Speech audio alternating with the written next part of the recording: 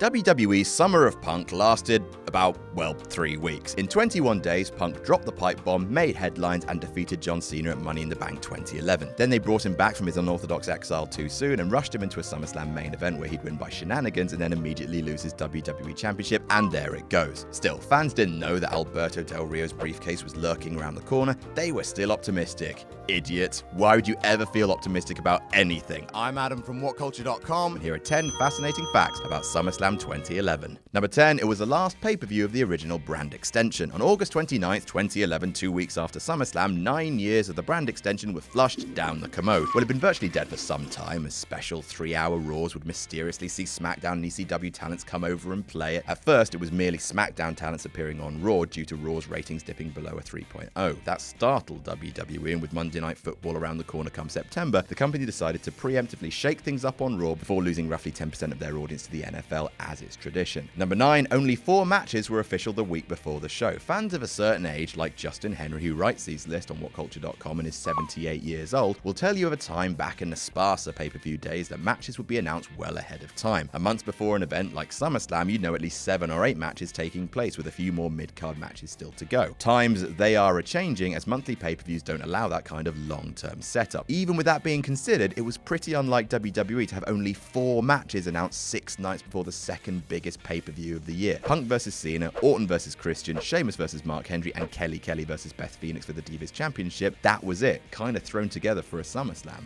Number 8, a US title match was scrapped from the main show. Given Dolph Ziggler's budding profile and his status as US champion, you'd think he would have ended up on the SummerSlam card in some capacity. The preliminary plans for the card had Ziggler working, defending the belt against a promising star at the time, Alex Riley, who was coming off a well-done babyface turn and subsequent clean win over his former boss. Life for Riley in WWE wouldn't stay rosy for long thanks to alleged run-ins with John Cena, but at the time, a SummerSlam match with Ziggler was in the cards. However, also at the time, the Wrestling Observer reported that Ziggler was gingerly working through an abdominal pull in early August. Regardless, the match did take place, but curiously as a non-title dark match, with Ziggler winning. Number 7, JR was pulled at the last minute. It's a rather morbid fascination in WWE circles, embarrassing beloved broadcaster Jim Ross for one reason or another. The year 2011 was no different, having obnoxious Michael Cole mock Ross at every turn and even pinning him in a whipping match at Extreme Rules. According to the Wrestling Observer, Ross was told that he would be announcing at SummerSlam with Cole and Jerry Lawler, and he accordingly prepared for the gig. Moments before going on air, he was told he wouldn't be working because WWE wanted a SmackDown presence in the booth, and so Booker T went on instead. Shucky ducky.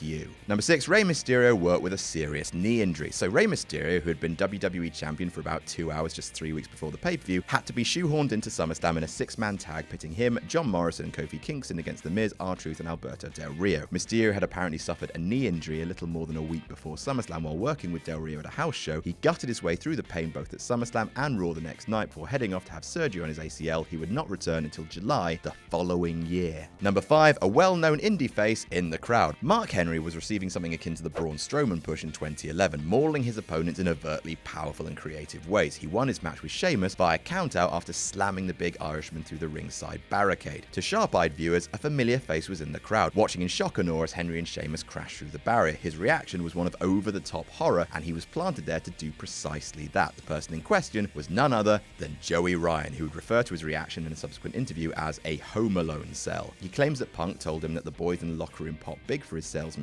One night later at the Raw tapings, Ryan got a tryout match with Bo Dallas, then known as Bo Rotunda, though unfortunately for Ryan, he wasn't hired. Number 4, it was Daniel Bryan's first pay-per-view singles match in 9 months. You know the story by now. Wrestler wins Money in the Bank briefcase, loses many high-profile matches while toting around said briefcases, cashes in later and becomes champion. That's what normally happens unless you're Baron Corbin. Jesus Christ, that was the run that Bryan was on, losing to Barrett cleanly at SummerSlam after a hard-hitting bout. Weirdly, that match was Daniel Bryan's first pay-per-view singles match since Survivor Series 2010, where he retained the United States title over Ted DiBiase. At the 8 pay-per-views in between, Bryan worked 4 of them in dark matches, missed 2 pay-per-views altogether, Extreme Rules and Capital Punishment, and took part in multi-man matches at the others, Royal Rumble and Money in the Bank. In other words, prior to winning the blue briefcase at Money in the Bank, the only other pay-per-view broadcast he'd wrestled on in all of 2011 was the Rumble. Number 3, Del Rio was supposed to win the WWE title 8 months earlier. After CM Punk defeated John Cena to determine the undisputed WWE champion, a series of events took place that would meld conspiracy with destiny. Kevin Nash jumped Punk in a seemingly random assault about text messages or something, setting the stage for Alberto Del Rio to cash in his Money in the Bank briefcase and become WWE champion. However, Del Rio's destiny was to become WWE champion far sooner. According to Dave Meltzer, Del Rio was supposed to win the WWE championship at the TLC pay-per-view in 2010, just 4 months after his debut. His championship push was a stop-start one up until SummerSlam, as the company also backed off on earlier plans to put him over edge at WrestleMania 27. It took until SummerSlam 2011, but they finally put Del Rio into the top spot. He'd lose it a month later, regain it 2 months later, and then lose it again at Survivor Series stop-start. Number 2, it was the first WWE title change at SummerSlam in 9 years. Punk's win over Cena wasn't exactly a title change, more of a title clarification. Del Rio's cash-in, however, certainly counted and was the first for the WWE Championship in quite some time. You have to go back to Brock Lesnar's win over The Rock at SummerSlam 2002 for the last pre-Del Rio WWE title change at SummerSlam. At the 8 SummerSlams in between, the likes of Kurt Angle, JBL, John Cena, twice, Triple H, Randy Orton, and Sheamus entered the August extravaganza with the WWE belt and left with it intact. Del Rio's win marked only the 4th time out of 7 overall that the WWE Championship changed hands at SummerSlam. The 3 before him, Bret Hart in 1997, Mick Foley in 1999, and Lesnar in 2002. And number 1, its buy rate hit a 14-year SummerSlam low. This series of SummerSlam videos has made copious discussion of the event's buy rate, noting the highs and lows in an attempt to provide further perspective on SummerSlam, as well as the relative popularity of the company in general. While the buy rate from 1997 to 1998 rose from 235,000 to 700,000, it was clear how effective Steve Austin and the Attitude Era were, but as time wore on, those numbers would gradually decline. The 2011 SummerSlam did a mere 296,000 buys, its lowest since 1997, and the first to fall below 350,000 in that stretch. Illegal streaming was quite in vogue at the time, and though the Punk renaissance had struck a chord with the weekly viewership, it wasn't getting fans to part with their money. And that's our list. Did we miss any out? Tell us about it in the comments. Don't forget to like, share, and subscribe. I'm Plumpy from WhatCulture.com,